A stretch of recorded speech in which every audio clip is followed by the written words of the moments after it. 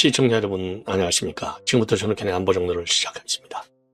뭐니 해도 이 박근혜 전 대통령에 대한 이 사저 가압류, 이건 뭐 도의적으로 보더라도 말이죠. 그거 집값 다 보태주겠다 할 때 그 초심을 잃지 말았어야죠. 그래야 김세희, 가세연이 빛나는 것이지. 지금 마음이 돌아서가지고 아무리 내용 주명 2명 보냈다고 하더라도, 2번 보냈다 하더라도 그걸로 우리 국민들이 최선을 다해서 설득을 하고, 예를 들어서 돈을 못 받았다 그러면 충분히 경감을 가졌다고 우리 국민들이 생각할 것이냐, 거기에 대해서는 비판의 소지가 상당하다라고 하는 것이 우리 대부분의 우파 이 방송들의 특성이 아닌가, 이렇게 판단이 됩니다. 자, 그래서 그러다 보니까 이제 지금 김세희도 여기저기 나와서 이제 본인의 입장을 강변을 했죠. 왜냐하면 일단 법원에서 이겼으니까 난 당당하다, 이거 아니겠습니까? 그런데 그러면서 이제 추가적으로 지금 논란이 확산되고 있어요. 그러니까 양측 다 추가 소송 가능성도 있다.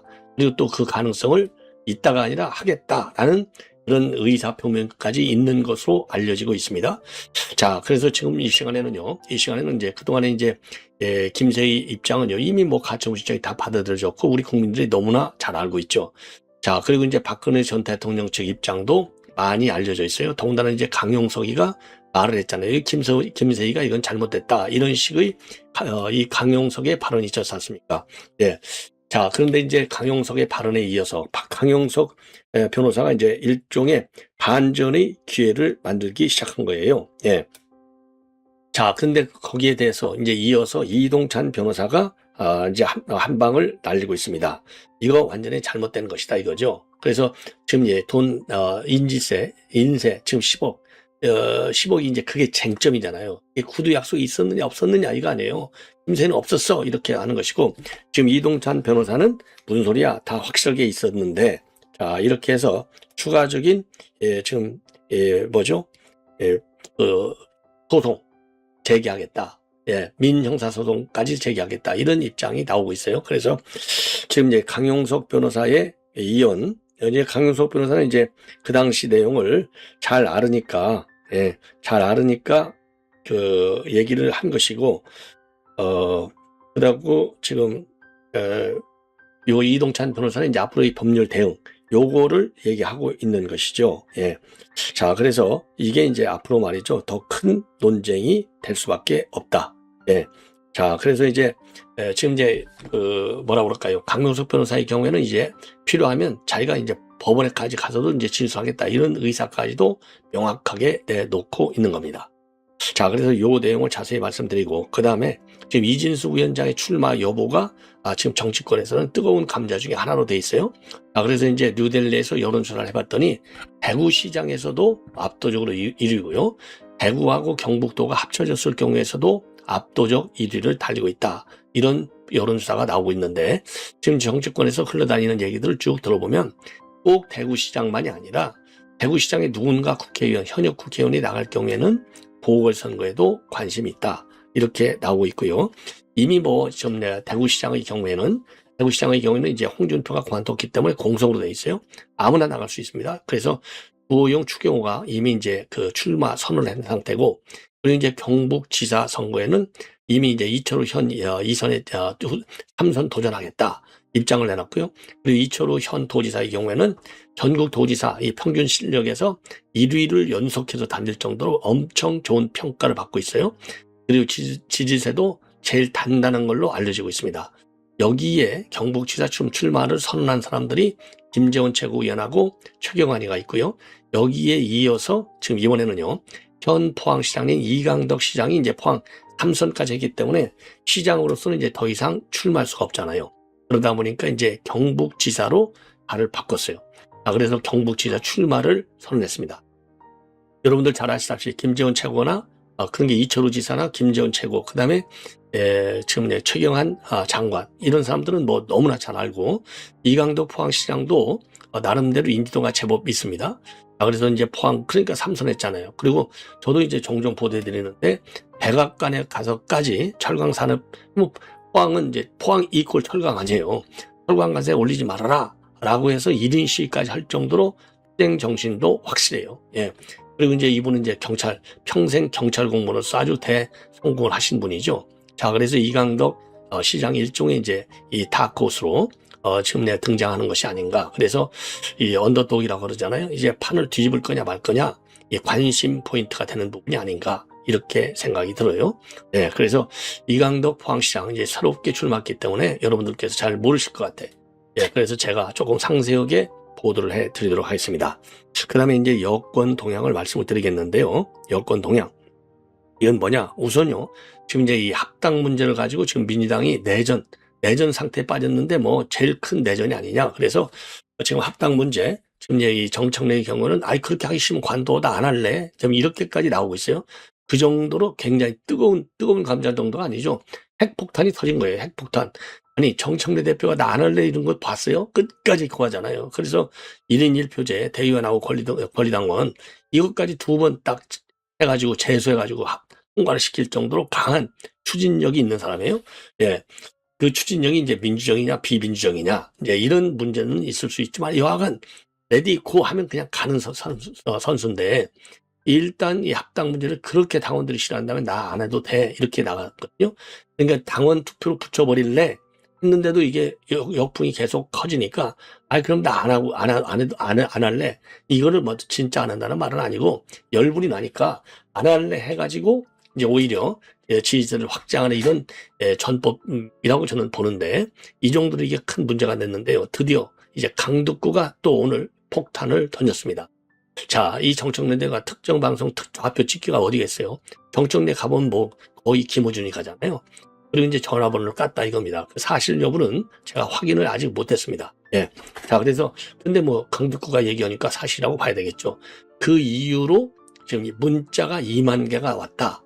이래서 되겠느냐 해명하라 이런 입장을 내놓고 있어요. 그러니까 이제 반명 3인입니다. 그래서 여러분들 강북구가 누군지 이번에 이제 최고위원이 됐는데 뭐 아시는 분은 아시겠지만은 그래서 저도 잘 몰라요. 뭐 물론 뭐 기본 언론에 나와 있는 인적사항이 아니지만 잘 모르는데 핵심은 누구냐? 강북구라고 하는 사람은 우선 이재명 대표가 대통령이 대표할 적에 사무 부총장을 했어요. 그러니까 이재명 측근이죠. 그리고 김민석의 최측근 중에 한 사람으로 활동을 알려지고 있습니다. 그러니까 지금 이제 김민석이는 뭐래요? 자기의 로망은 뭐냐? 서울시장과 당대표인데 서울시장은 내가 임명직에 앉아있기 때문에 어렵다. 예. 그런데 당대표 이 로망은 접지 않겠다. 최근에 그런 입장을 내놨잖아요. 그러니까 지금 김민석과 지금 정청래의 싸움이 이미 시작된 거예요. 이 싸움이. 왜냐? 이게 이대로 이제 딱 가버린다. 그러면 게임 끝나는 거죠. 왜? 지금 이제 친전청래파도 상당하잖아요. 아니, 박찬대를 사실은 뭐 이 대표 입장에서 이 대통령 입장에서 그 당시 이제 언론 보도를 제가 기억해 보면 사실상 박찬대가 좀 됐으면 하는데 정청래도 그렇다고 해서 실현하는 건 둘 다 좋아해. 너희들끼리 싸워봐 했다는 거 아니에요. 근데 내심은 박찬대 쪽으로 가 있었다는 거 아닙니까? 근데 이걸 이겼잖아요, 정청래가. 그런데 이거 이제 조국당까지 돌아버리면 이제 조국당은 누가 보더라도 이 문재인이가 뭐라고 그랬어요? 내가 마음의 빛을 많이 지고 있어 했잖아요. 그러니까 이건 친구들이 쫙 오는 거지. 게임 끝난 거예요. 게임 끝난 거. 1인 1표제 때문에도 당대표 위원님에 굉장히 빠르게 가 있는데 그 목표 지점에 이번에 이제 딱 합당까지 되면 만세 부르는 거예요. 만세. 그러니까 이재명 대통령이 당대표 위원님한테 꽃길을 가려고 당헌당규 자기에게 유리하게 그러니까 경선 가잖아요. 항상 경선을 가게 당헌당규 딱 들어가 있으니까 경선 붙어봐야 어느 누가 붙더라도 게임이 안 돼. 그러니까 아예 이재명 대표가 대표 2번 할 때는 아예 어디 개미 한 마리 얼씬거리지 못했잖아요. 그걸 정청래 옆에서 봤지 않습니까? 같이 최고위원 했으니까 대표 최고위원 했잖아요. 그러니까 뭐 정청래가 그거 딱 배우는 거죠. 그걸 지금 가는 거 아닙니까? 그러니까 지금 이제 합당만 되면 끝나는 거예요. 끝나. 그러니까 지금 이제 강덕구, 황명선, 이현주 이런 그러니까 반친명, 반정청래파가 아주 목숨을 걸고 좀 달려드는 거예요. 안 돼 하고. 예. 그러니까 정청래 열받으니까 아니다 그럼 안 할래 해버린 거예요. 안 할래 하는 사이에 뒤에서는 이제 딱 그 친정청래파들이 이제 판을 짜겠죠. 시나리오를 어떻게 밀고 갈 것인지 정말로 당원 투표를 할 것인지 안 할 것인지 당원 투표면 또 이기겠죠 뭐. 근데 뭐 이긴다는 또 보장은 없어요. 왜냐 이번에 1인 1표절 때도 간신히 이겼다는 거 아니에요. 17표 차이로 과반. 그러니까 이렇게 당원들한테 투표 묻기도 그렇게 쉽지는 않다. 그러니까 나 그냥 아예 안 해버릴래. 그렇게 열받으면 그렇게 너희들이 다 반대. 이렇게까지 지금 나오는 그런 상황이 되고 강덕구가 문자 2만 개 받았다. 이걸 까면 강덕구 자기한테 유리한 걸 알지만 제가 보기에는요. 꼭 유리한 것만은 아니다. 그러니까 이제 정청래가 이렇게 못된 짓을 한다. 그래서 자기에 대한 그러니까 이제 반대 합당 반대론을 좀 키우겠다는 거 아니에요? 그런데 한 전체의 지금 지분이 지지자들 지분이 정청래가 일단 많다고 봐야 되잖아요. 그러면 정청래파가 결속을 탄다냐? 결속, 타즉색, 제로성 게임. 진짜 너 죽으면 나는 살고 내가 살면 너는 죽어. 딱 이거잖아요. 그러니까 꼭 득이 있다고 볼 수는 없다. 그래서 여당이 이렇게 내전에 지금 깊이 빠지는 것은 대한민국 국가 발전을 위해서 지금 그렇게 좋은 게 아니다. 저는 그렇게 말씀을 드려요. 예. 왜냐하면 여당은 정책 수립과 집행 과정에서 이 주인 역할을 하는 게 여당이잖아요. 그러니까 여당답게 그야말로 정책 개발에 몰두를 해야지. 이거 합당 가지고 언제까지 끌고 갈 거요. 민주당 지지율이 떨어져 그러면. 예. 그런 얘기를 하고 싶고. 그다음에 이 대통령 이거 지금 어떻게 보면 만기 칠남인데요. 어제 오늘은 어제까지도 부동산 문제가 있었나요? 하여튼 이재명 딱 이름 치면 대통령 치면은 전 부동산만 나올 정도로 많이 거의 매일 언급했잖아요. 근데 지금 이제 방향을 바꿨어. 또 가짜 뉴스. 어느 가짜 뉴스냐? 야, 이번에 좀 차원이 달라요. 무슨 보수 유튜버들, 보수 신문들의 가짜 뉴스가 아니라 대한상의에서 보도자를 낸 거. 저도 여러분께 보도해드린 바 있어요. 대한민국이 부자 사람들, 초부자들, 해외로 이주해가는 사람들이 전 세계에서 4번째 속할 정도로 상속세가 심각하다. 예, 상속세. 근데 대한민국 상속세가 높다는 건 어제 오늘 얘기가 아니잖아요. 아니 그러니까 이건희도 지금 누구죠? 이 홍라 여사도 지금 연부연납해가지고 5년 나눠서 내고 그래갖고 얼마 전에 삼성전자 주식 2조 원어치 얼마 팔았다. 이 얘기가 나오지 않습니까? 그 정도로 상속세가 무시무시해요. 예, 그러니까 이거 고칠 필요가 있어. 그러니까 지금 이 상속세가 높아서 해외로 도망간다. 이 자료의 인용된 대한상해에서 인용한 이 통계에 일부 오류는 있을지언정, 예, 상속세가 높은 거는 그건 사실이잖아요. 이것도 고쳐야 돼요. 예, 이것도 고쳐야 돼요. 그런데 이거를 이재명 대통령의 X계정, 요즘 이재명 대통령의 X계정에 많이 올려요. 예, X계정에 딱 올려갖고 대한상해 이거 가짜뉴스인 거 단단히 대책을 강구해야 되겠다. 상응하는 조치를 취해라 이거죠. 이거 대한상이 죽었어요. 제가 보기에. 네, 그래서 대한상의 회장은 누구냐? SK의 최태원 회장이 상의 회장입니다. 그래서 대한상의가 즉각적으로 이제 추가적인 보도 자료를 내기도 했어요. 그러니까 이건 대통령 지적이 맞는 거예요. 이렇게 맞게 지적하는 건 좋아. 그런데 문제는 뭐냐? 이거를 대통령이 꼭 그것도 X계정이라고 하는 이 폭발력이 큰 계정을 통해서 왜냐하면 대통령이 올린 거하고 전옥현이가 올린 거 다르잖아요. 이 파급력이. 그렇게까지 해서 대한상의를 조지는 게 맞느냐? 통치 방식, 문제제기 방식. 야, 이거는 좀 더 생각할 필요가 있다. 대통령이 너무 만기칠남하면 다 피곤해. 다 지쳐. 질려버려. 예, 제가 대통령이다. 저는 이렇게 안 해요. 대통령이 격에 맞아야 돼. 대통령이 물론 상속세, 탈출, 이거면 대통령도 가져야 될 관심 분야 중에 국정의 하나의 중요 분야일 수는 있어요. 근데 문제는 뭐냐? 이걸 꼭 공개적으로만 해야만 맛이 나냐 이거예요. 맛이. 대통령은 만나기 위해서 정책을 하는 게 아니잖아요. 아니 물론 대통령 사람이니까 맛도 느껴야지.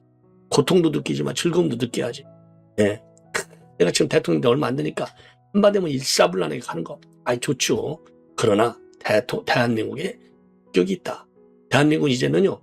저는 옛날에 제가 유엔 대표부에 근무할 때만 하더라도 한 10년 전까지 해서 중견국이라고 했어요. 근데 저는 중견국이라는 말을 안 쓰고 싶어요. 요즘은 저는 강대국이라고 하고 싶어요. 강대국이라. 강대국. 아니 군사적인 측면만 보더라도 우리가 핵 빼놓고는 전 세계적으로 얼마나 센 나라입니까? 군사 강국, 방산 강국, 방산 4대 국가, 군사력 5위. 어마어마하잖아요. 그 다음에 이제 경제적인 GNP를 듣더라도 전 세계 1인당 GDP 6위. 일본 연속 2년, 3년씩 앞설 정도로. 강대국이지, 그 정도면. 그렇잖아요. 그러면 이런 대통령은 강대국의 글로벌, 국제적인 위상에 맞는 그런 통치 방식, 국정 운영의 틀, 기술, 전략, 전술을 가지고 있어야 돼. 예.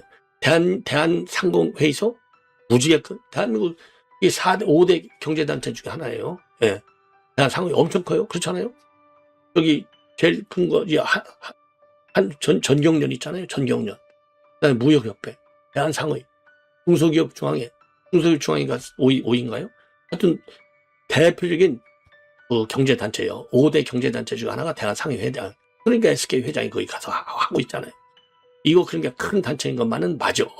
근데 그 큰 단체가 그 상속세 때문에 해외로 나간다. 이 보도자료를 냈다고 그래서 대통령이 저렇게 세게, 그러니까 직접 SK 정에 또 워딩도 너무 세. 이거는 이게 만기 칠남의 전형적인 행태가 아니냐라고 하는 비판이 대두되고 있는 거예요. 그래서 이런 거는 하려면 이 정도는요, 이거 일개부처 장관이 해도 되고 차관이 해도 되고 국장급에서 해도 돼. 예. 그리고 청와대 같은 경우 굳이 하려면 이거 문제가 되겠잖아요. 저도 청와대 근무해서 알잖아요. 이거 매일 아침 6시에, 우리 때는 매일 아침 6시에 모여서 이 비서관들 회의를 하거든요. 예, 각 부처 수석별로. 그럼 거기서 언론 다 갖다 놓고 한다고. 중요 비서관 수십 명 다 모이는 거 아니고 핵심 비서관들. 저도 매일같이 아침에 그 회의를 참석하면 언론 스크래핑 다 해갖고 문제 기사들 대책까지 탁 써서 아침에 6시, 7시 되면 대통령이 딱 볼 수 있게 조치하거든요. 예. 그러면 그런 거면 이제 수석 정도에서 해당 장관한테 가든가 아니면 대한상인은 워낙 큰 단체고 최태원이가 회장이니까 저렇게 방법이 여러 가지가 있잖아요. 꼭 그걸 대통령이 X계정에 올려갖고 난리를 쳐갖고 병신을 만드는. 예? 이거 참 고쳐야 된다. 그래서 대통령은 이제 무게감 있게, 예? 이제 성남시장 경기도지사가 아니잖아요. 무게감 있게 국정을 지시하고 고치고 이래야 될 것이 아닌가, 이런 문제 제기를 하고 싶어요. 자, 그래서 지금 서설이 조금 길었습니다. 매우 중요한 뉴스들인데 조금만 제가 살을 붙이겠습니다. 자, 그러면 이제 박근혜 대통령 이동찬 변호사 얘기를 조금 하겠습니다. 이게 굉장히 중요해요. 자, 이동찬 변호사하고 누구죠? 강용석, 이 두 분이 판을 지금 이제 반전을 시키고 있다, 이런 평가가 나오는 거예요. 자, 그래서 이동찬 변호사의 요 주장 내용을 보면은요, 그러니까 이제 기본적으로 이건 이 법원이 그야말로 터무니없는 법원 기망행위다 이겁니다. 김세희가 가압류를 신청한 거 해서 이거 수용이 됐는데 이거 터무니없는 법원 기망행위다. 법원을 속였다 이거죠. 예. 자, 그러면서 이미 지금 얘기하고 있는 이 채권 채무 관계는 없다 이겁니다. 없다. 예. 자, 그래서 이 가압류 결정은 법원을 속인 행위다. 예. 그래서 대통령께 지급할 돈이 전혀 없고 변제받을 대연금만 남았다는 식의 김세희 측 주장은 사실이 아니다. 이런 전제 아래 이루어진 가압류 신청은 법원에 대한 기망행위다. 예. 자, 그리고 이제 책, 인지세, 그리움은 아무에게나 쌓이지 않는다. 요 수익 정산 과정에서 이미 종료가 됐다. 채권 채무 관계는. 예. 자, 그래서 이미 정산이 다 끝났다는 게 이제 박근혜 대통령 측 주장입니다. 자, 그래서 김세희가 말이죠. 김세희가 책 판매액이 10억 원을 보장했다고 구두로 말했다. 전체 25억 중 판매액 10억을 빼고 남은 15억 원을 갚았기 때문에 채무는 이미 사라졌다. 15억은 이제 박지만 이가 이제 도와줬다는 거 아니에요. 그러니까 나머지 그럼 15억을 왜 15억을 갚았느냐? 인지세 10억 이거를 딱 보장하겠다고 구두로 약속했으니까 나머지 15억을 지금 이제 박지만이가 갚아줘서 끝났다 이겁니다. 이게 기본이. 그래서 책 출간 후에 3개월 만에 인세 수입 7억 원이 지금 내가 7억 원이 났다고 알고 있지만은 인지세 수입이 이후 4년 동안 정산을 하지 못했다는 그런 주장도 하고 있습니다. 예. 자, 여기에 대해서 김세희는 당연히 판매이익금으로 10억 원을 변제해 주기로 약속한 적이 전혀 없다. 남은 10억 원을 돌려받기 위해서 내용 지명을 2차례나 보냈지만은 답이 없어서 부수기, 소송과 가압류를 신청했다. 예. 자, 그래서 이제 그 가압류가 인용이 된 겁니다. 예. 그래서 이제 앞으로 이동찬 변호사는요, 김세희 가세현 측이 허위 사실을 전제로 한 가압류 및 주장들을 지금 하고 있는데 이것은 박 대통령에 대한 추가적인 명예훼손에 해당할 수 있고 이에 대해서 엄정 대응하겠다.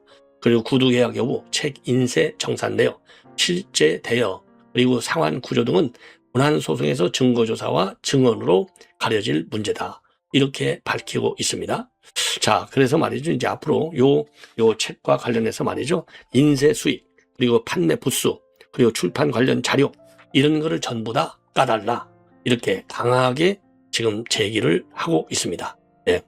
이게 이제 하나 이제 큰 흐름이 되겠습니다. 그리고 이제 이 강용석 변호사도 말이죠. 지금 여기에 이제 참전을 하고 있어요. 강용석 변호사도 참전을 해서 이거 지금 이제 한마디로 해서 이제 김세희가 이거를 추가적으로 돈을 좀 뜯어내려고 하는 것이 아니냐. 내가 좀 안다. 이렇게 반박을 하고 강용석 변호사도 반박을 하고 나오고 있는 겁니다. 그래서 이제 이 강용석 변호사는 이제 어떻게 보면요. 지금 이 삼자적 입장에서 얘기하는 거잖아요. 근데 이제 그냥 삼자가 아니죠. 왜냐하면 강용석 변호사도 3억을 냈어요. 총 20억 원 낼 때, 총 20억 원 낼 때 21억은 김세희가 자기 땅, 수용된 그 돈, 거기에서 냈고, 1억은 가세한 법인이 냈고, 나머지 3억은 지금 강용석 변호사가 냈다는 거 아니겠습니까? 자, 그래서 지금 여기저기서 지금 이게 굉장히 중요한 지금 이 뜨거운 이슈가 되고 있는 겁니다. 자, 그래서 그 강용석이가 얘기하고 있는 요 내용을 제가 지금 이미 이제 한번 말씀을 드린 바 있는데, 강용석 변호사의 요 입장문을 한번 직접 들어보시죠. 당시에 같이 돈을 빌려준 가만 있어봐요. 요건가? 김세희 변호사 얘기도 있고요. 강용석이 요건가 보다. 같이 돈을 빌려준 분이 있어요. 강용석 변호사. 한번 분명히 배워주시죠. 부부 계약이 있었다는 거예요. 그러니까 이 출판과 관련해서 인세와 관련해서 주장하기로는 박근혜 대통령한테 다 쓰는 걸로 다 구두 계약을 했다라고 주장을 하고 있더라고요. 사실 10억을 못 갚은 게 아니라 저 10억은 어떻게 하기로 한 거냐면 그 책의 인세로 하기로 한 겁니다. 출판권과 인세 그걸 다 해서 그걸 퉁친 겁니다. 근데 이제 와가지고 명확한 계약서가 없으니까 그냥 자기가 보낸 돈과 받은 돈만 가지고 10억을 내놔라. 저 책과 관련해서 단 한 푼도 박근혜 대통령한테 준 게 없어요. 제가 팔아가지고 다 먹었습니다. 세로를 어느 정도 갚았으니까 남은 것만 하면 돼가 아니라 계약이긴 했지만 비용으로 일종의 인세에 대한 권한을 하거든요. 계약이 하지만 그러면 사실 돈을 안 갚은 게 아니죠. 10억보다 이익이 부족했다 그러면 본인들이 예상했던 것보다 수익을 못 내서 손해를 본 거고 오히려 더 10억보다 더 팔았으면 본인들이 잘 계약을 해서 이익을 오히려 보게 되는 거죠. 그러니까 이익하는 그래서 한 일은 맞고 당시에 바로 세월호 연구소라고 하는 방송에서 이런 책을 가지고 하는 거였어. 결국 이 박근혜 대통령의 지지자분들이나 이분에게 뭔가 안타까움이나 애달픔을 가지고 계신 분들이 일종의 마케팅을 한 거잖아요. 그러면은 쉽게 얘기하면 책 팔아먹을 때는 박근혜 대통령을 위해서 저희가 일하겠습니다 이런 식으로 저는 경험을 했다라고 생각을 하거든요. 이제 와가지고 본인이 계산기 뜯어보니까 몇억 피네? 한 3억 피네? 책 받아 피네? 그러니까 내놓으십시오 하고 그게 사실 계신데 가비로 보는 거는 그거는 참 어렵다. 제가 그래서 당시에 같이 돈을 빌려준 분이 있어요. 강용석 변호사. 분명히 구두 계약이 자, 그래서 지금 이제 이게 법률 소송을 통해서 진위가 가려져야 되는데요. 우리가 좀 지켜봐야 되겠지만은 두 축의 주장이 정면 대립하는 가장 큰 이유는 과연 책 인세, 책을 팔아갖고 얼마의 수익을 받았느냐. 수익이 받았는데 치적이니까 3억 남았다. 굳이 그걸로 따진다 하더라도 이게 이 박근혜 대통령 측이죠. 3억 남았다. 근데 3억도 준 거나 마찬가지다. 왜? 10억을 보장해 주기로 약속을 했으니까. 구두로. 근데 김세희는 무슨 소리야? 나 그런 약속한 거 없는데? 이래서 이게 이제 법률 싸움으로 벌어지는 겁니다. 자, 이건 이제 이 정도로 말씀을 드리고요. 그 다음에 이진숙 관련해서 뉴델리가 이거를 여론조사를 해봤어요. 뉴델리. 자, 이진숙 의원. 이진숙 전 방통위원장. 이거를 뉴델리가 또 했더니요. 대구시장하고 통합시장. 대구시장을 했더니 이진숙이가 22.6이 됩니다. 네. 두 번째가 추경호가 14.4. 구용이가 12.7입니다. 예. 나머지 유영아가 그 다음에 4.7. 그죠? 그 다음에 3.5가 홍석준. 그 다음에 4.1이 윤재옥. 그 다음에가 이제 3.0. 그러니까 1등이 이진수, 2등이 추경호, 3등이 주호영, 4등이 유영아가 되겠습니다. 그리고 통합시장을 딱 봤더니 이진숙 전 위원장이 무려 19.1로 1등이에요. 그리고 통합시장에는 주호영이가 추경호가 마찬가지로 2등 12.4, 주호영이가 3등. 대구시장 이 복사판이 되네요. 그리고 4등이 이철호가 되겠습니다. 그리고 5등이 김재원 5.6.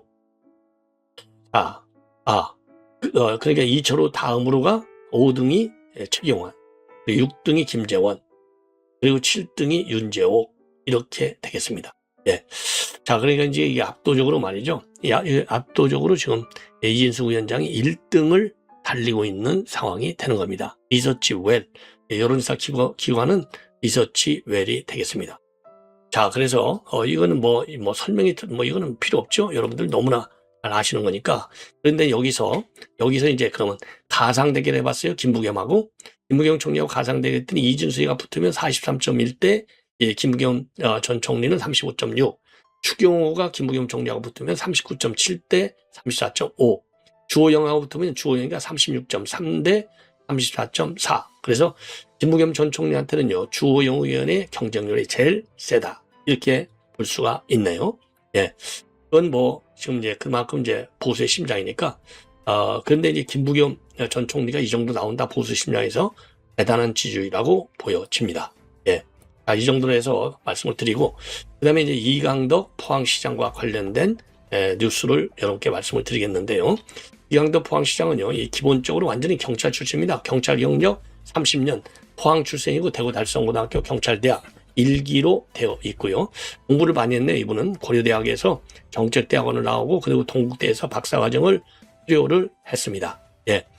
그래서 이 포항 남부경찰서장, 구미경찰서장, 서울 남대문서장, 그 다음에 청와대 행정비서관, MB 때 청와대 행정비서관 했는데요. 그 다음에 이제 그 부산, 경기, 서울청장, 그러니까 제일 좋은 요직이란 요직은 다 걸쳤네요. 그리고 12대 해양경찰청장 30년 넘게 그렇게 돼 있고, 그 다음에 이제 새누리당으로 들어와서 지금 이게 포항에서 3선을 한 굉장히 아주 유능하신 분이에요. 예. 자, 그리고 이제 포항 이번에 출마를 선언했는데, 출마 선언 지난 2월 2일 날 구미시 구미구에서 열렸습니다. 그래서 민선 첫 3선 시장 이강덕이다, 그러면서 경북의 미래를 위해서 제2의 박정희가 되겠다. 그래서 박정희 전 대통령의 산업화 정신을 계승해서 경북 중흥을 이루겠다. 그리고 정부에는 말로 싸우는 정치가 아니라 미래를 준비할 행정가가 필요하다. 정치인은 여의도로 가서 정치를 하시라. 나는 행정가로서 경북 미래를 책임지겠다. 이렇게 출마 선언하고, 1호 공약으로서는 AI, 지금 로봇 산업 육성을 핵심 공약으로 제시하고, 철강전자와 같은 기존 산업을 위에다가 2차 전지, 반도체, 방산, 그다음에 이 항공을 결합한 AI 로봇 산업 도시로 산업으로 재도약하겠다. 그래서 AI 고속도로를 조성하고 AI 데이터 센터를 유치하고 AI 산업 단지를 건설하겠다. 그래서 경북을 AI 중심지로 만들고 국민소득 4만 달러, 그리고 일자리 10만 개를 만들고 투자 20조 원 시대를 열겠다. 이렇게 강조를 했습니다. 그리고 이제 이 실적, 포항시장 재임 중에 철강 중심 구조를 갖다가 첨단 산업으로 전환해서 16조 5천억 원의 투자를 유치했고 1만 7천억의 일자리를 창출한 결단과 실천을 제 본인의 강점으로 주장하고 있습니다. 예, 아주 훌륭한 분이에요. 예, 자, 그래서 지금 이제 경북지사 선거 전에 이제 김재원 최고위원, 최경환 장관, 그 다음에 이강덕 포항시장까지 나왔습니다.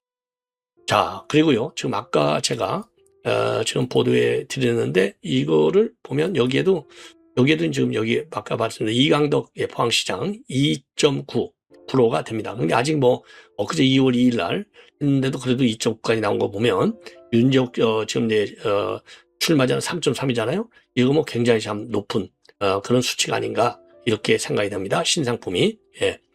자, 그래서 이 정도로 이제 말씀을 드리고, 그 다음에 이제 상속세와 관련해서 말씀을 드리면, 지금 이제 이 대통령이 비판을 하게 된 게 이 상속세, 영국 좀 자료를 인용을 해서 4위에 랭크가 되어 있다는 거죠. 이게 중국, 영국, 인도, 한국이 4위. 근데 이 통계가 지금 잘못됐다는 거예요. 상속세 때문에 도망간 게 아니라는 거죠. 자, 그래서 지금 여기에 관해서 이재명 대통령이 이렇게 입장을 내놨어요. 예. 이재명 대통령, 사익 도모와 정부 정책 공격을 위해 가짜뉴스 생산에 유포하는 행위는 지탄받아 마땅하다. 더구나 법률에 의한 공식단체인 대한상공회의소가 이런 짓을 공개적으로 벌인다니 믿어지지가 않는다. 엄중하게 책임을 묻고 재발 방치를 만들어야 되겠다. 정책을 만드는 주권자 국민의 판단을 흐리는 고의적 가짜뉴스는 민주주의의 적이다. 예. 그러면서 말이죠. 이게 프레시안 보도에 제가 찾아보니까 존재하지도 않는 백만장자 탈환국, 철진한 떡밥 덥성문 보수 언론들, 프레시안 좌파 언론이잖아요. 그러니까 이재명 대통령이 이제 요 프레시안에 나온 요거 기사를 이거 봐, 이거 엉터리잖아. 헬리앤 파트너스 이거 잘못된 거야. 여기 지금 나와 있잖아요. 4등이라고. 예. 그래서 대한항공, 상해 이거 그대로 둬서는 안 된다. 민주주의다. 엄중책임 재발 방지 장치 만들어야 된다. 이거 대한상공에서 이제 박살 나는 것이죠. 예. 자, 이런 입장문을 내놓은 겁니다. 예, 여러분들 충분히 아시겠죠? 예. 그래서 대한상의야 이런 잘못된 정책을 내놓고 가만히 앉으면 되냐? 이거에 지금 이거를 비판하는 겁니다. 예. 자, 그래서 이제 대한상의가 냈으니까 이 보도 자료를 가지고 이 보수 언론들 경제지들 그대로 보도하니까 이거 잘못됐다 비판하는 겁니다. 그래서 대한상의는 이런 논란을 의식해서 추가 보도 자료를 내고 해당 통계는 산출 방식과 방법론에 대한 추가적인 검증이 필요하고 학술적 공식 통계로 인용하기에는 일정한 한계가 존재한다. 그래서 통계 인용 자제를 하라 이런 입장을 내놓았습니다. 예. 자, 근데 이제 이 정도로 해서 이건 마치고요. 그리고 지금 이제 민당의 합당 문제와 관련된 내분을 여러분께 말씀을 드리겠습니다. 합당 문제. 예. 이거 지금 민주당 지금 우리 보도를 보면은 완전히 지금 민주당이 말이죠. 난리가 난 겁니다. 난리가 난 거예요. 그래서 지금 이제 제일 세게 지금 지금 정청래 반기를 드는 사람이 강덕구 의원입니다. 강덕구 의원. 예. 강덕구가 말이죠. 지금 이 페이스북에다가 올린 글이에요. 당 대표가 특정 커뮤니티에서 좌표를 찍고 특정 유튜브에서 제 전화번호를 공개했다. 이것은 야만이고 폭력이다. 예. 그러면서 요새 참 힘들다. 몸무게가 4kg 빠졌고 입안이 헐었고. 예. 그래서 2만 개 가까운 문자 폭탄을 받았고. 예. 그리고 이렇게 전화번호를 공개한 이후에 훨씬 더 심해졌는데 이것은 야만이고 폭력이다. 저는 나름대로 정치를 원칙을 지켜왔다. 그래서 이낙연 대표가 박근혜 사면을 얘기했을 때 공개적으로 반대했고 싸웠다. 그때도 저는 공격을 두려워하지 않았다. 자, 그래서 정청래 대표가 멈추지 않으면 그러니까요. 그러면서 당원과 국민이 지도자를 의심하기 시작한다. 정청래 대표는 당원 주권이라고 얘기하지만 대표 주권이다. 더 이상은 안 된다. 통합이 아니라 분열을 만들고 있다. 정청래 대표가 멈추지 않으면 여기까지. 이렇게 비판을 하고 있습니다. 그러면서 이렇게 이제 자기 공격하는 것은 재갈을 물리는 것이다. 이렇게 반발을 하고 있어요. 세게. 그리고 황명선, 한준호, 그리고 또 여기에 빠지지 않는 사람이 있죠. 이현주. 이런 사람들이 여기에 참전하고 있다. 자, 그래서 말이죠. 이분을 이제 쭉 보니까, 예. 지금 이 강덕구가 누군고 하고 보니까 이재명 대통령이 처음 당대표일 때 수석 사무부총장이었어요. 그리고 김민석 총리의 최측근으로 분류되는 신명계 재선 의원입니다. 안양입니다. 안양. 예. 그리고 이제 경남 김해 출신이에요. 그 다음에 5대, 8대, 9대 경기도 의원 3번, 경기도의회 의장, 그리고 경기도 연정 부지사, 그리고 21대, 22대 국회의원 안양구입니다. 그리고 이제 민주당 현재 그러니까 과거에 수석 사무 부총장을 역임한 시청자분 이렇게 해서 본 방송을 마치겠습니다.